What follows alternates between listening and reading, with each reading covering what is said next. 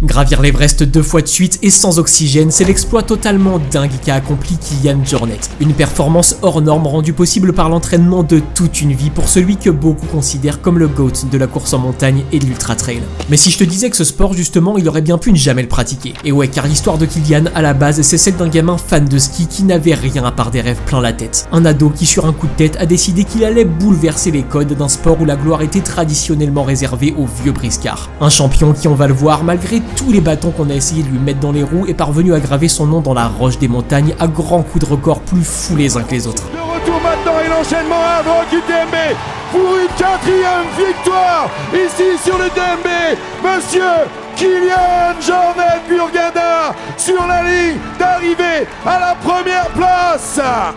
Mais derrière chaque champion se cache un être humain au final comme les autres. Et c'est aussi cette histoire que je veux te raconter. Celle d'un pur passionné qui a connu des moments sombres quand la montagne qu'il aime tant lui a arraché des êtres chers. Un homme empli de doutes et de remises en question. Là, j'ai dit, j'aime je vais chez moi, c'est pas ça pour moi la course à pied. Des interrogations si profondes que les réponses, il a dû aller les chercher aux confins du monde dans un projet si fou que t'auras du mal à me croire. Une quête de sens loin de la compétition qui l'amènera, entre autres, à grimper 2 fois de suite l'Everest. Un exploit inédit mais qui lui a coûté très cher. Mais dans la descente à 8300 mètres, j'ai un blackout.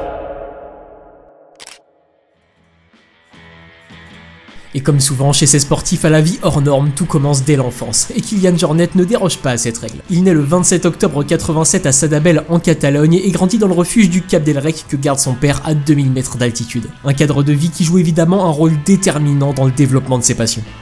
J'avais fait mes premières sorties à des promenades je pense que c'était 7 heures quand j'avais 1 an et demi. Les premiers 3000 quand j'avais 3 ans, les 4000 à 5 ans, donc c'est sûr que ça forme au niveau de ressources d'énergie et musculaire. Pour Perso, à cet âge-là, j'ai changé encore mes cartes Pokémon dans la cour de récré avec les copains, mais chacun son délire. Et en parlant d'école, c'était pas forcément ce que préférait Kilian, puisqu'à en croire sa mère, il lui arrivait d'aller se balader toute la journée en montagne au lieu d'aller en classe. Et en même temps, comment lui en vouloir, car selon ses propres dires, en hiver, il devait se taper 15 bornes de ski avec sa sœur pour rejoindre l'école. Un détour par une piste, puis une autre, la journée était vite passée, hein. Et comme on pouvait s'y attendre, plus les années passent, plus sa passion pour le sport et surtout pour la glisse grandit. Tellement qu'à 13 ans, il rejoint le centre technique de ski de montagne de Catalogne où sa mère est entraîneuse. Là-bas, il se spécialise dans une discipline assez peu connue du grand public, le ski alpinisme. Alors si ça te dit rien, est-ce que tu vois le ski que tu pratiques l'hiver en station en te tapant tes meilleures descentes avec tes potes? Et bah là c'est tout l'inverse. En ski alpinisme, les athlètes se tapent des giga-côtes et chaque kilo en trop est un véritable fardeau. Une aubaine pour Kilian et son gabarit ultra léger. D'ailleurs à ce moment-là, il est fan d'un Français qui est une référence du milieu, Stéphane Brosse. Retenez bien ce nom car il aura une importance capitale dans la suite de son parcours. Et ouais, Kilian souhaite marcher sur ses traces et c'est bien parti pour. Car après quelques années d'entraînement, il est sacré champion du monde chez les cadets en 2004 et 2005 dans la catégorie Vertical Race. Une course qui, comme son nom l'indique, se joue sur une montée d'environ 1000 mètres de dénivelé positif. De quoi bien casser les jambes et aussi le cardio. C'est aussi dans ces années-là, un peu avant ses 18 ans, qu'il doit prendre une décision importante au sujet de ses études supérieures. Et ouais, car la glisse c'est bien, mais assurer ses arrières avec un diplôme, c'est cool aussi. Et Kilian ne perd pas le nord. S'il doit faire des études, ça sera au service de sa passion. C'est comme ça qu'il entame un cursus de sciences du sport à la faculté de STAPS de Font-Romeu dans les montagnes des Pyrénées-Orientales. Et loin d'être une perte de temps, cette formation lui apporte des connaissances essentielles dans la compréhension de son corps. Ce qui, couplé à son entraînement intensif et à sa détermination, semble lui promettre une carrière prometteuse en ski alpinisme. Sauf que dans la vie, comme dans le sport, Kilian déteste quand ça devient trop plat. Pour ce touche-à-tout, le ski ne suffit plus et il y a quelque chose qui lui trotte dans la tête depuis un petit moment. Une passion qu'il a mis de côté pour se consacrer pleinement à la glisse, la course à pied. Et c'est comme ça, presque sur un coup de tête, que Kilian décide de se lancer sérieusement dans le trail en compétition. Une décision qui peut paraître suicidaire quand on sait la charge d'entraînement nécessaire pour être compétitif rien qu'en ski. Mais l'audace, c'est un peu sa marque de fabrique et ce choix, pour notre plus grand plaisir, marque le début de sacrées péripéties. Alors tu t'en doutes sûrement, mais dans les Pyrénées, les trails c'est pas ce qui manque. Il peut donc commencer à se faire la main sur des courses locales. Mais après quelques victoires autour de chez lui, il a envie de passer au niveau supérieur. Et c'est comme ça qu'en 2007, il s'inscrit au marathon de Zegama. 42 km et 2700 mètres de dénivelé positif. Un rendez-vous emblématique du trail en altitude qu'il boucle en 3h56 à la première position. Une sacrée perf. Mais finalement, pour quelqu'un qui a passé sa vie dans les montagnes, 42 bornes c'est presque une balade. Ce qu'il veut, c'est pousser encore plus loin la limite de son endurance physique et mentale en participant à des formats plus longs, des ultra trails. Donc quand je me disais, bon, c'est 4 fois Zegama, donc c'est à peu près la distance et le dénivelé. Et dans ma tête, c'était un peu ça, dire, est-ce que j'ai réussi à faire 4 tours de Zegama et pour sa première, Kilian ne fait pas les choses à moitié puisqu'il décide de participer à la course la plus prestigieuse de la discipline. Le GP de Monaco de l'Ultra si tu préfères. Une épreuve si difficile que tous projettent d'abord de terminer avant même de penser à performer. L'Ultra Trail du Mont Blanc. 170 km autour du toit de l'Europe et 10 000 mètres de dénivelé positif. Un sentier de randonnée que les marcheurs aguerris terminent en une dizaine de jours, mais que les trailers dont on parle bouclent en une vingtaine d'heures. Honnêtement, ces mecs sont des surhommes. Ah, ils vont faire du bruit. Ils vont faire du bruit dans les rues de Chamonix sur ces instants. 2300 participants. Mais comme on le dit, pour le coup, chaque année, il y a quoi? Il y a 10 fois plus de demandes que de dossards disponibles. C'est quelque chose de dingue. Hein. C'est ça. En fait, pour s'inscrire, il y a un tirage au sort. Mais avant le tirage au sort, pour pouvoir prétendre à ça, il faut déjà avoir couru de nombreux ultra-trails, avoir marqué des points et avoir une expérience de cet effort déjà énorme. Pour l'édition qui nous intéresse, celle de 2008, le système de qualification est un peu différent, mais la nécessité d'expérience, elle, est déjà bien présente. Une expérience que, pour rappel, Kilian n'a absolument pas sur Ultra. C'est donc logique que les deux grands favoris soient des vétérans de l'épreuve. D'abord Dawa Sherpa, le premier vainqueur de l'UTMB en 2003, et Marco Olmo, le plus vieux coureur à avoir remporté la course à l'âge de 58 ans. Autant te dire que quand Kilian, 20 ans, encore étudiant, et pas un poil sur le menton, se présente sur la ligne de départ avec son sac banane, il ne fait peur à personne. Mais il faut toujours se méfier de l'eau qui dort, car quand Conquest of Paradise retentit dans les rues de Chamonix, tout devient possible. Dès le départ, Kilian se met en mode fusée et accroche les deux favoris. Évidemment, tout le monde se moque un peu de lui et on se dit que c'est un gamin qui veut faire le beau devant les caméras mais qu'il va pas tarder à se brûler les ailes. Puis les kilomètres commencent à défiler. 5, 10, 15 et Kilian tient toujours le coup. Mais au bout du 30e, il ne suit plus la cadence. Non, il accélère pour s'envoler seul en tête. Tellement qu'à la mi-course, au niveau de Courmayeur, il compte 30 minutes d'avance sur le deuxième. C'est colossal. Et comment ça se fait? T'as plus d'une heure d'avance là?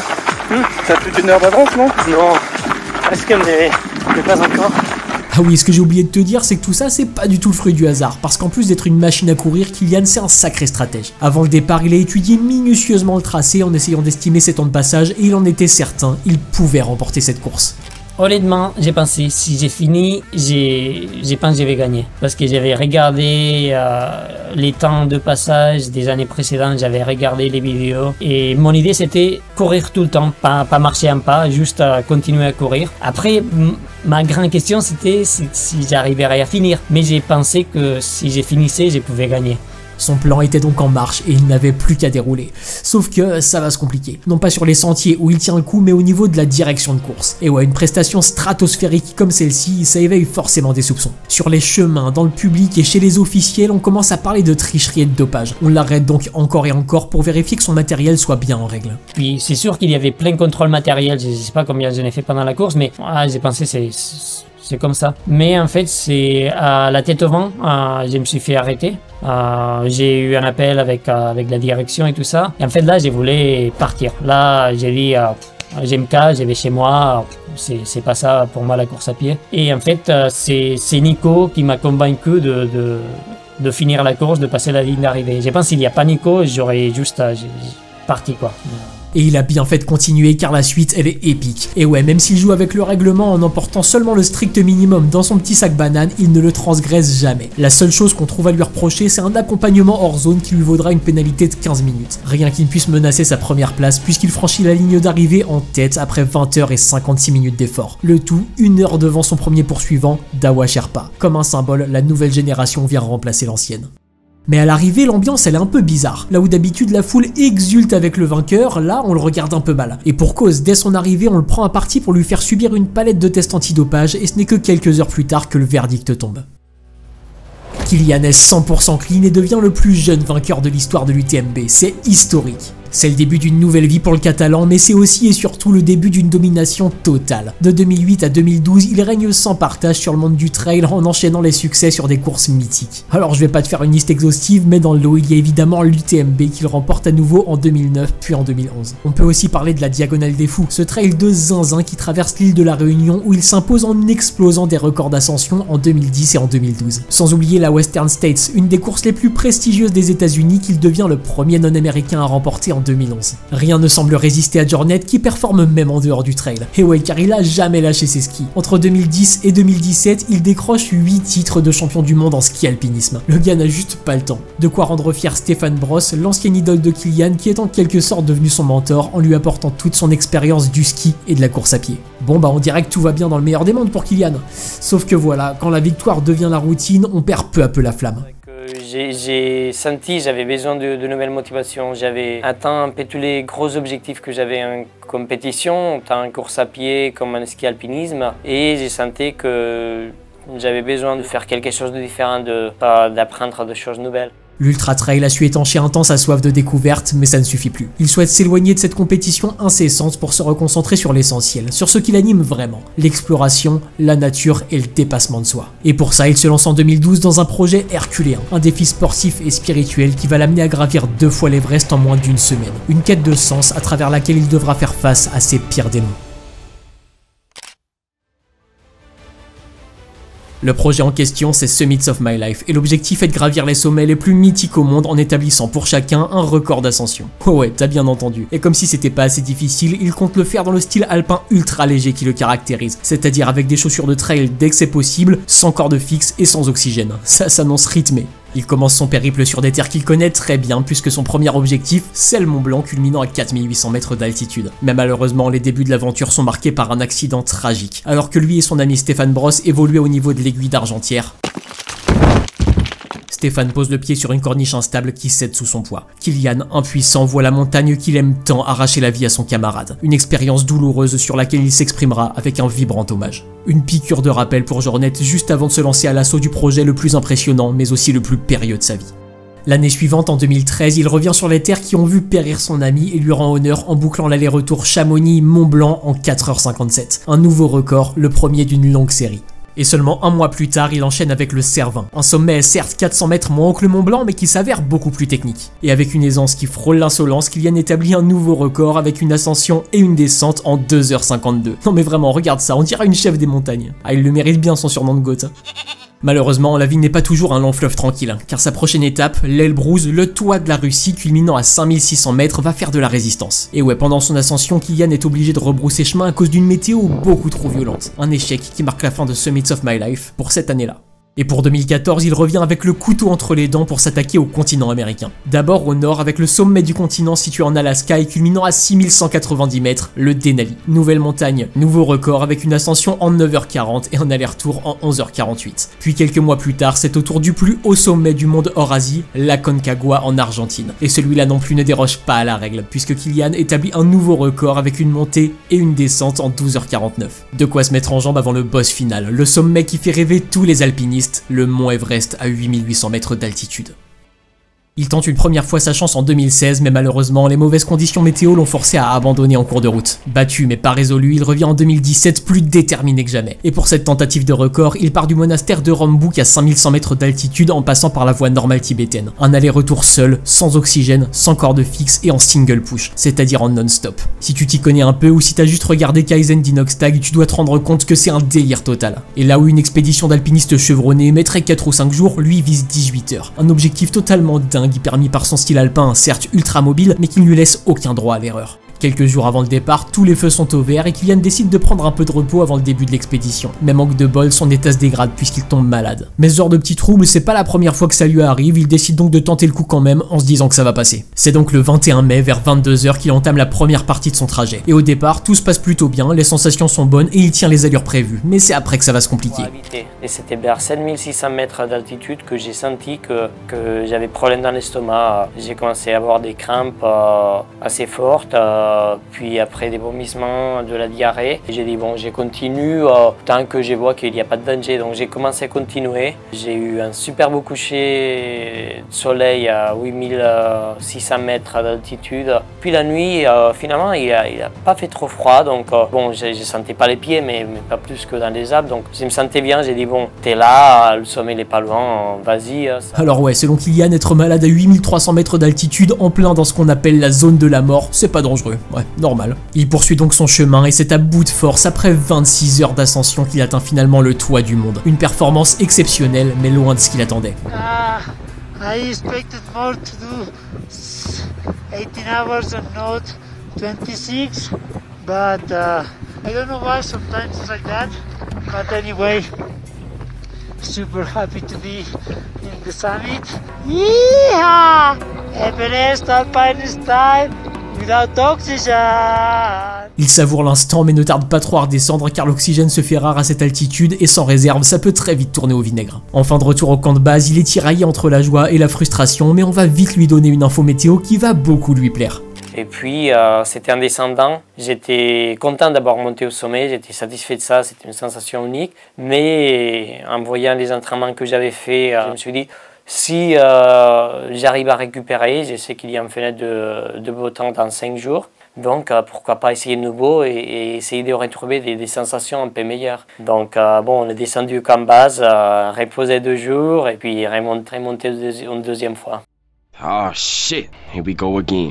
Après seulement quelques jours de repos, Kylian décide de repartir à l'assaut du géant népalais. Ça te paraît suicidaire? Bah moi aussi, figure-toi. Heureusement, cette fois-ci, ça se passe beaucoup mieux. Les conditions météo sont clémentes et surtout, son état de forme est bien meilleur. Sans problème d'estomac, notre Catalan avance à toute allure et est sur les bases de son objectif. Alors quand je dis que ça se passe bien, tout est relatif, hein, c'est quand même un effort extrême. Et plus il avance, plus la nuit tombe et plus la météo se gâte. Mais il persiste tant bien que mal et après une montée héroïque, parvient à atteindre le sommet en 17 heures. Seul, à bout de force, mais le sourire aux lèvres tellement l'accomplissement est immense. On aimerait évidemment tous exulter avec lui, mais c'est beaucoup trop tôt pour ça. Et ouais, sur l'Everest, la descente peut parfois s'avérer bien plus dangereuse que l'ascension. Dans la montée, ça allait à peu près bien. C'est pas facile, mais c'était dans ce que j'attendais. Mais dans la descente, à 8300 mètres, j'ai un blackout. Je me souviens pas pendant une vingtaine de minutes. Bon, du coup, j'ai quitté la voie normale, je suis rentré dans la phase nord. Et j'avais une sensation, je ne savais pas si j'ai rêvé ou si c'était réel. J'avais des mises d'hallucination. J'étais dans un état cognitif que je disais, bon, avant de faire une connerie, je m'arrête. Ce que nous décrit ici Kylian, c'est le mal aigu des montagnes causé par le manque d'oxygène en altitude. Le voilà donc avec une lucidité proche de zéro, en dehors de son itinéraire et perdu au beau milieu d'une des faces les plus difficiles et périlleuses de l'Everest. Là, je crois qu'on peut dire que la situation est dangereuse. C'est pourquoi il décide de s'arrêter et de se reposer. Une stratégie à double tranchant, puisqu'avec son état de forme et les températures glaciales, le risque est qu'il ne se réveille tout simplement jamais. J'ai décidé de m'arrêter, j'ai fait une petite... j'ai dormi pendant 1 heure. Et après, une fois que je me suis réveillé, j'étais déjà lucide à nouveau. Point positif, déjà il s'est réveillé et en plus il est dans un bien meilleur état de forme. Mais point négatif, il est toujours perdu au beau milieu de la face nord. Heureusement, grâce au tracé GPX de sa montre, il parvient tant bien que mal à retrouver son chemin. J'ai trouvé un cheminement pour arriver là-bas. Et puis bon, le même jour, on a descendu au camp de base et puis on est parti 3 jours après à la maison, reprise de la course à pied. Aujourd'hui, Kylian en parle avec humour, mais cette aventure aurait bien pu lui coûter la vie. En tout cas, ce jour-là, même s'il n'a pas établi de record d'ascension, il a réalisé une performance historique en devenant le premier homme à gravir l'Everest 2 fois en moins d'une semaine et sans oxygène. Tout simplement le GOAT. Everest Alpine style without oxygen. C'est comme ça que se termine cette aventure hors du commun, et depuis Kylian n'a pas chômé. Par exemple, en 2023, il a enchaîné 177 sommets de plus de 3000 mètres dans les Pyrénées en seulement 8 jours alors qu'il était blessé. Mais apparemment, il en a gardé un bon souvenir car cette année, en 2024, il a gravi les 82 sommets de plus de 4000 mètres que comptent les Alpes. Le tout en seulement 19 jours à travers le projet Alpine Connection, établissant par la même occasion un nouveau record. Il est aussi revenu en force sur les courses d'ultra trail qu'il avait un peu délaissées en remportant l'UTMB 2022. Une édition épique marquée par une lutte acharnée avec le français Mathieu Blanchard. Pour ceux que ça intéresse, je te mets ici toutes les plus grosses victoires de sa carrière en ultra trail. Je te laisse mettre pause hein, car si je commence à lister, on n'est pas sorti de l'auberge. Aujourd'hui, Kylian semble avoir trouvé un équilibre dans sa vie. Il habite en Norvège avec son épouse et s'est engagé dans la lutte pour la protection de l'environnement via sa fondation. Il a aussi réalisé des films, écrit des livres contant ses aventures et a même créé sa propre marque de sport. Tout au long de sa carrière, il a été adulé, mais il a aussi été beaucoup critiqué. On l'a traité d'inconscient, de fou, et on lui a dit qu'il donnait le mauvais exemple avec son style minimaliste donnant l'air de banaliser l'impossible. Mais pour moi, Kylian Jornet n'a rien d'un inconscient. Je pense que c'est juste un passionné qui, quand il a un rêve en tête, fait tout pour qu'il devienne réalité. Pour lui, mais aussi pour les autres. Car à travers ses exploits, chacun de nous a la possibilité de puiser l'inspiration nécessaire pour se dire c'est possible et pour gravir ses propres montagnes.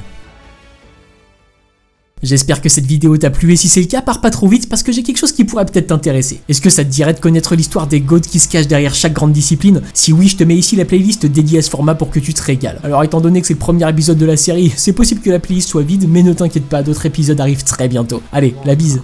j'avais jamais imaginé et même pas rêvé d'être professionnel ou de gagner ma vie à travers du sport. Quand j'ai commencé, et même aujourd'hui, je me considère un sportif amateur parce qu'amateur vient d'aimer. J'aime le sport, j'aime aller en montagne.